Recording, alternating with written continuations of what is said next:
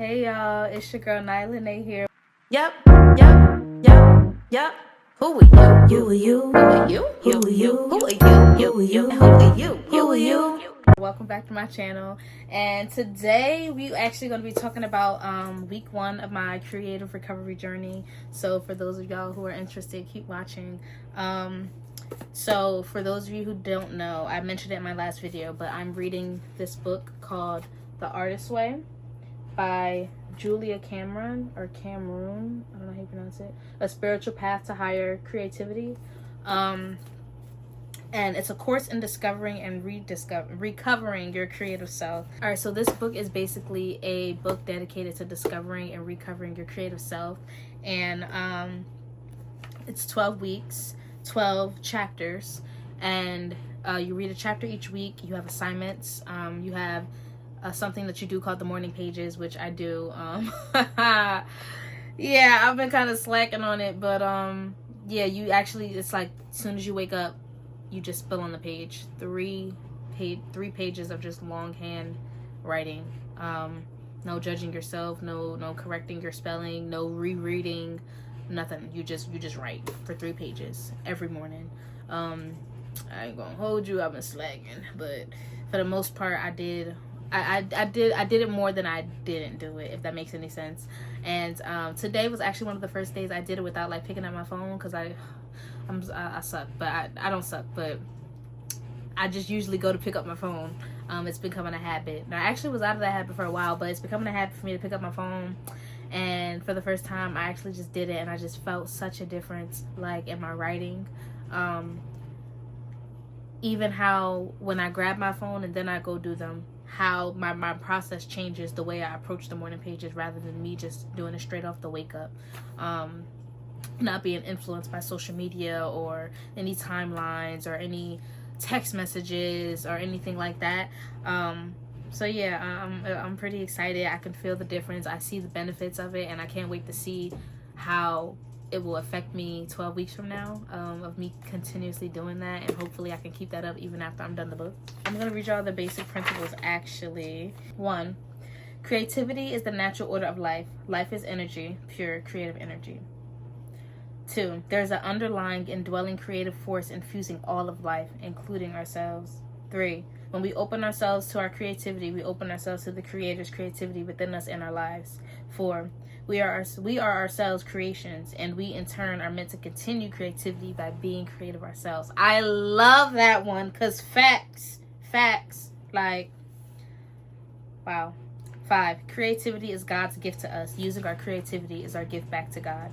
6. The refusal to be creative is self-will and is counter to our true nature. 7. When we open ourselves to exploring our creativity, we open ourselves to God, good orderly direction, which is another word for God for people that like, if you don't, she uses God a lot in this book, but she doesn't use him as part of like any organized like religion or anything. Like when she uses God, she asks you, like, you can substitute him or whatever you want to call him, but God, in the sense that she uses it, like I said, good orderly direction. I thought that was pretty cool. 8. As we open our creative channel to the Creator, many gentle but powerful changes are to be expected. 9. It is safe to open ourselves up to greater and greater creativity. 10. Our creative dreams and yearnings come from a divine source. As we move toward our dreams, we move toward our divinity. I just think that's so beautiful, because I sometimes think we beat ourselves up for being creative or being too creative, or feel like we need to be doing something more reasonable or more practical, or there's something else that we could be doing, or we're wasting time, when we come from a creative source. We come from that's where we come. Everything, all of this is creativity when you think about it. The world, people, nature, like everything is creativity. And to think that we are anything but that, to think that we are not meant to create, is like crazy. That's our birthright. Yeah, I think it was, even though I knew these things already, like I'm really in tune with my creativity for the most part, but I always know there's always more to learn. There's always some more evolving to do. There's always another peak to reach.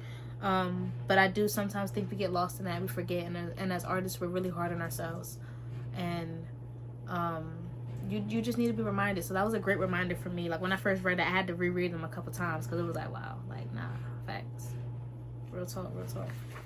So yeah, so she tells you how to use the book, what's in it, all of that. So I'm gonna skip all the basic tools. Oh, so 2 things you have to do. So I told you guys about the morning pages, right? The artist date. So each week you have to take yourself on an artist date.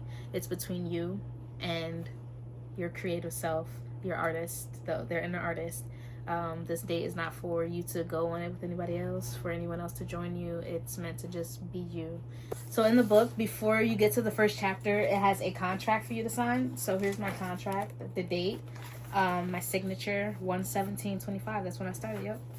And I kind of just go through and just highlight the parts that really stick out to me. So, all right. So with this first chapter, y'all, woo. When I tell you, she, like, I didn't know she was going to rip me from week 1, like, but the first chapter is called Recovering a Sense of Safety, and, she talked a lot about, having a support system, and how support is so important for us as artists, and for our creative journey. You know, we want to be acknowledged, and appreciated for our achievements and our efforts, and we deserve to be, so she basically was like saying to look at the people in your life that do support you, that help build your creative being, that feed your creative self, and then look at the people who don't, who do the opposite, who make you not want to be creative, who make you not want to create, who make you want to shell in and be less of yourself. So she had me do some assignments. Like, girl, I wasn't even trying to get that deep. Had me tapping into stuff that I didn't want to tap into, but I had to tap into it because she needed me to tap into it so I could chat. Talked about how, like, money cannot buy you creative fulfillment. The first part of this book, in this chapter, she talked about shadow artists and how a lot of artists become shadow artists, which was so cool because the way she put it was like, you know how, like, when you go shadow someone at a school, right? Like, you want to go to the school and you shadow them. So you just follow them around. You're not doing exactly what they're doing, but you're there. You're observing. And she said shadow artists. So she said a lot of people who are creative, who are too shy or too shy and too ashamed to really take that leap and be the artist themselves, they'll become a shadow artist. So they'll work for another artist. They'll help another artist pursue their dreams, but they won't tap into themselves and pursue their own. They just want to be in proximity to an artist because they gave up on themselves, because they don't believe they can do it, because their parents, they don't think it's the right fit, because their friends will think they're crazy, because they don't think that's what people want them to do. Like, I'm like, wow, like a shadow artist, like, that's so crazy. And I can think at times in my life when I did become a shadow artist. I'm not now, but yeah, there were times where I did become a shadow artist. And yeah, that was dope. Just this whole concept. It was just so beautifully put and beautifully written. Then she talks about your core negative beliefs. So, just those core beliefs that you feel about, the things that you believe about yourself, the negative things that you believe that you resort to. Every time it's time to be creative, every time you step into a situation where you need to show up for yourself, the things, and when eyes are on you, what do you think about yourself? A lot of us are very we're very self-conscious. A lot of us are very judgmental of ourselves, of what we do. We're very self-critical. We beat ourselves down a lot.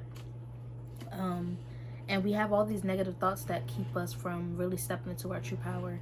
And to sit down and analyze those thoughts is a different experience, because I don't think a lot of people take the time to do that. I think we feed into these thoughts and we give them power over us and over our lives. And we determine them as truth, when in reality they're not. When a lot of the times, most of them came from trauma, came from being bullied, came from not having support, not having reassurance. You know, I feel like the way she structured this book, I haven't got to the other chapters, but even just this first chapter, like, it was like, wow, like, we're really going to the beginning and peeling back layer by layer by layer by layer. She gives you a bunch of affirmations, beautiful affirmations. And so one thing she had us do, right, was the blurts. And blurts are, so say if I say like I'm a great singer, a blurt I could have is people are lying to me, or I'll never be one of the best, or I'm mediocre. Those are blurts. The things that when you say something positive about yourself, when you think something positive of yourself, what's the negative thing that comes up when you say it? So she had us write down 10 affirmations about ourselves. I think I'll share some with y'all. So I said, I'm a brilliant, prolific poet. I'm a great dancer. I'm a brilliant, prolific songwriter. I am a great singer. I'm a great actress. I'm a brilliant, prolific poet. I'm a great dancer. What was it, 5? I guess 5, but you had to rewrite it multiple times.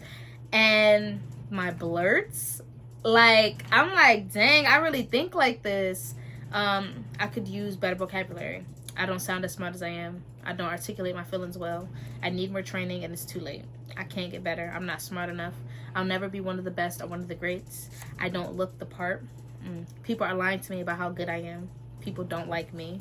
I'm only good alone, not when standing next to other artists. I will be a one-hit wonder. I will not have longevity in this industry. I'm not in tune with myself enough to create the great art that I want to create and never will be. Whew. To write those out was very eye-opening, and it just made me have, oh my God, like I'm gonna fix it. Like, wow, I feel like this about myself. Like, where's this showing up in my life? And then she has you break down your life thus far in the 5 sections, and you kind of write your biggest influences for each section during that time. So like what your parents, any family, any mentors, any teachers. And yeah, so I have a book right here. So this is gonna be my Artist Way book. I'm writing all my morning pages in my journal. I'll probably have to get another one by the time I'm done doing morning pages for the 12 weeks, but I'm writing them in my journal because I'm not writing 3 pages of notebook paper. I'm sorry. This is enough for me. Kind of how I set it up. My first chapter.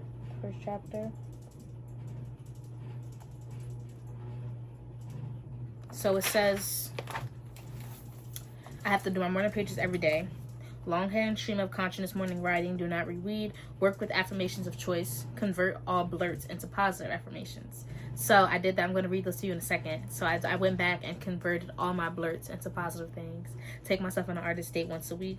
Time travel. I had to list 3 old enemies of my creative self-worth and be specific. So I'm not going to share those with you, but I definitely wrote down some people in my life that were present at the time that definitely made me feel low of myself, that made me feel like I didn't want to be creative, and it made me shell in and shy away from who I really am. It took me off that creative track.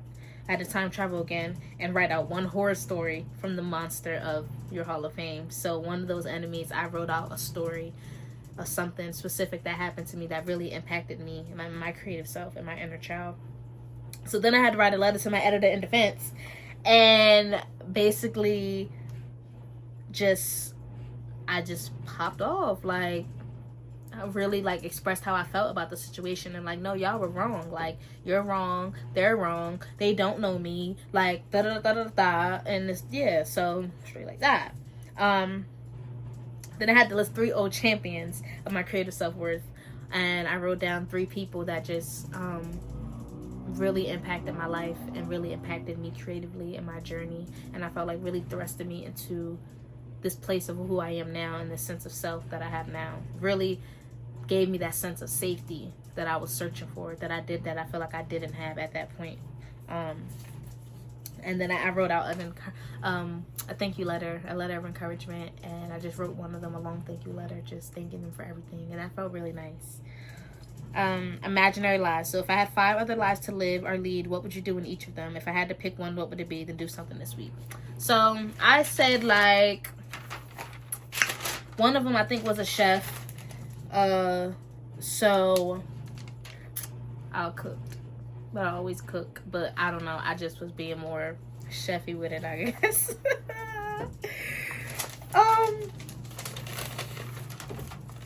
it already feels good just looking at the work that I did already. It feels like school for real.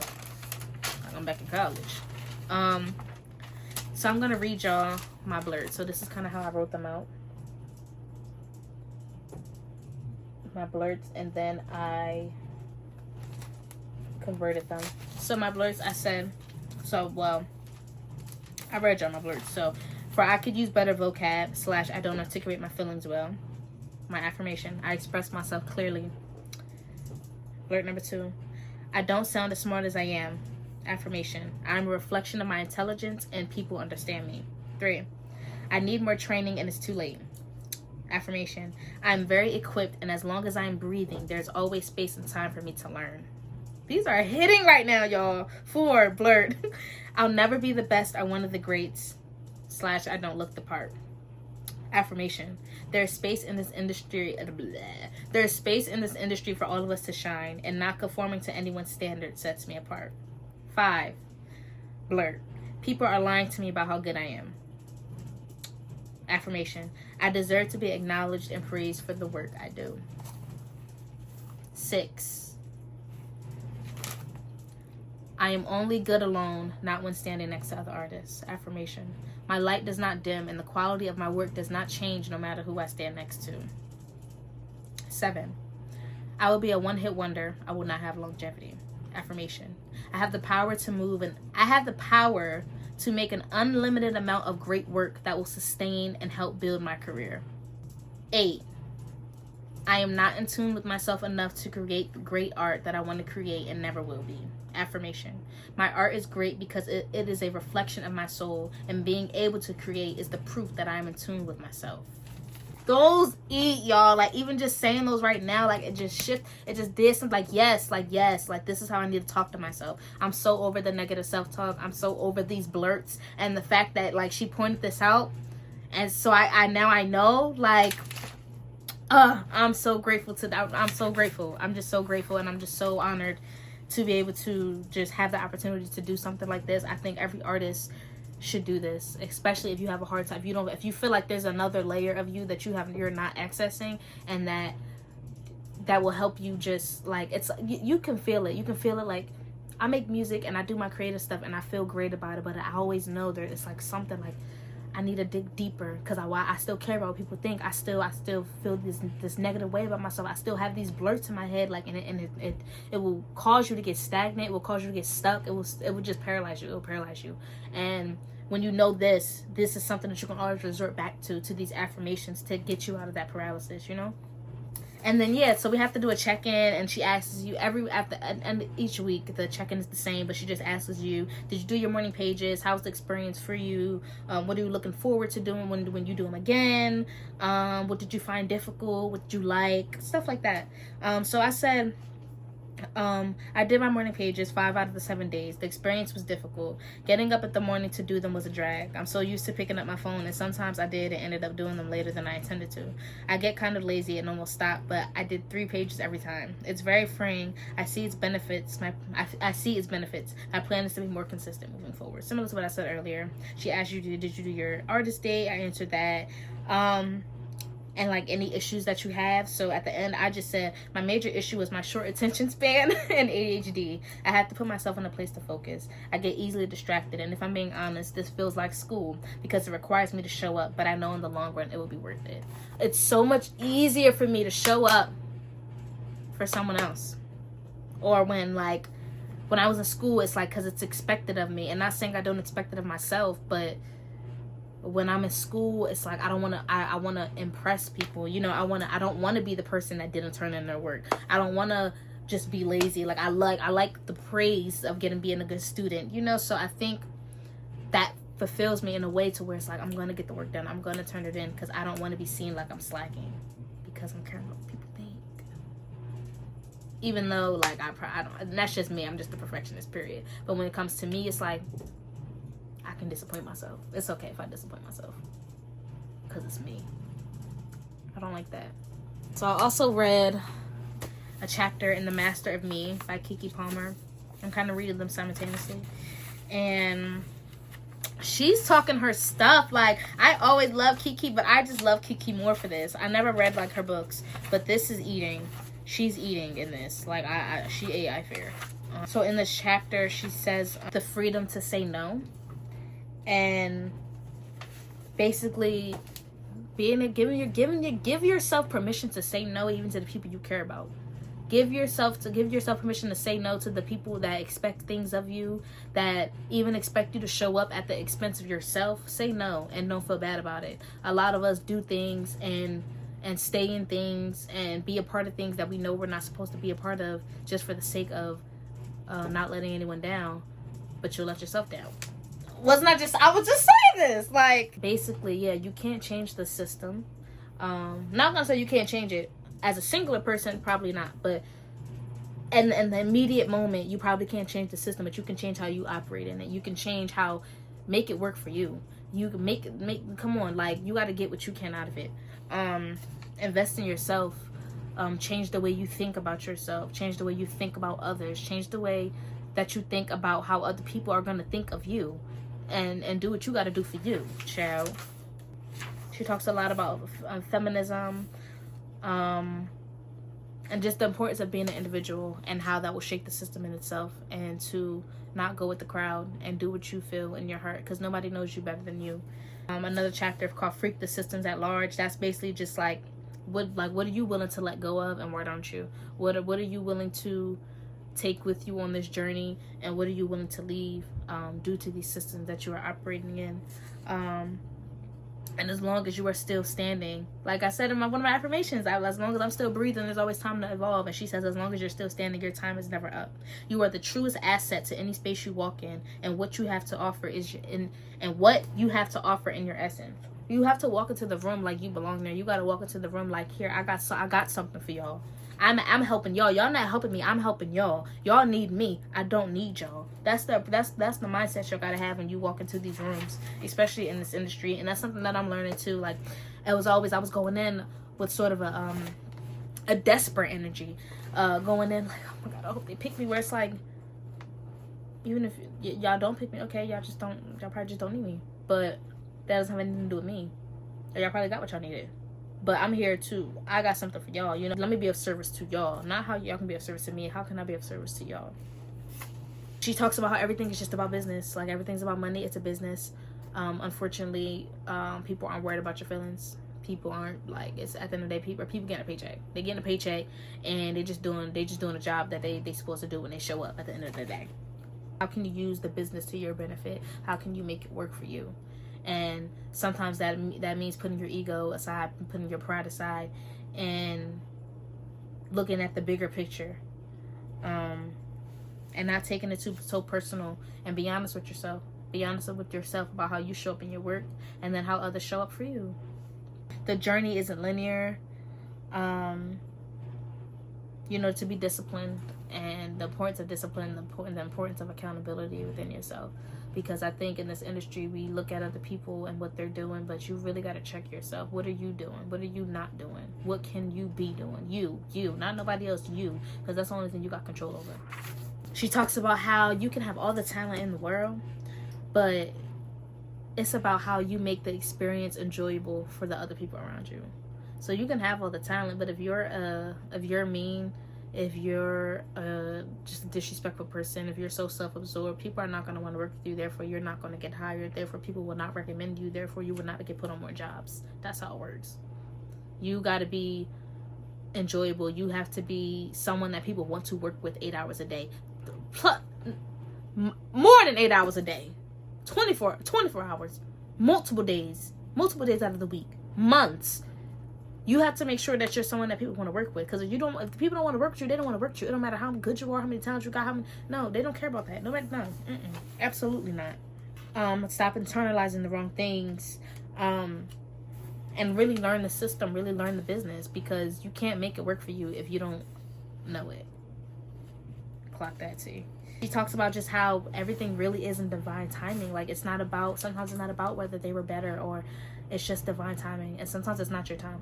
And you gotta understand that. It's not your time. And clap for others. And you clap, and clap until this is your turn, and then people are gonna clap for you. Don't get bitter, don't get jealous, don't get envious. So I actually think you should learn from situations like that. Learn from people like that. Okay, they got the job. Maybe did they do something that I didn't do? Or just learn from them, watch them. You can learn a lot from just being observant and watching. I think it's really important.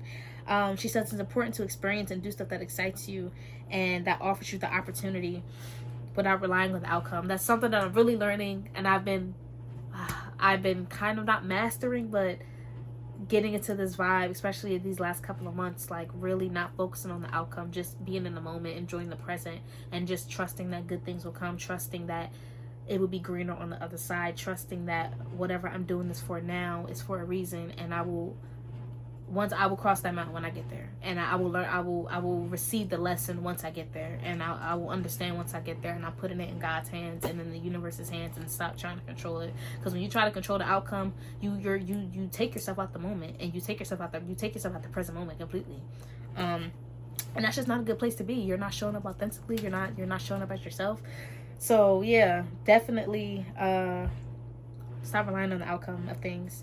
To just be grateful, that's something I've been mastering a lot lately. I've been in such a grateful space, such an appreciative space. Like, y'all don't even know. Like, I've just been so happy, and even though things aren't probably going the way I would have hoped, but it's like, how are they supposed to go, Because I can't control the outcome of anything. As long as I'm still breathing, that means I still have time. That means I still have another opportunity. I still have power to do something today. I can still create. I'm still, it's a lot to be grateful for. And I've just been in such a grateful space, a space that I didn't reach until recently. I was always the person that thought of the glass half empty rather than full. Someone who focused on the negative side of things. Someone who always said, why me? Why me? Why me? And I'm over that. Why not me? I love a challenge. Yeah. And then I'm gonna just end with this last thing. She says, when you believe that what did or didn't happen doesn't matter, what does. And I'm gonna just leave it at that. So yeah, that's the artist way and the master of me. I'm excited, y'all. I'm excited about next week, and I'll see y'all in the next video. Bye, y'all.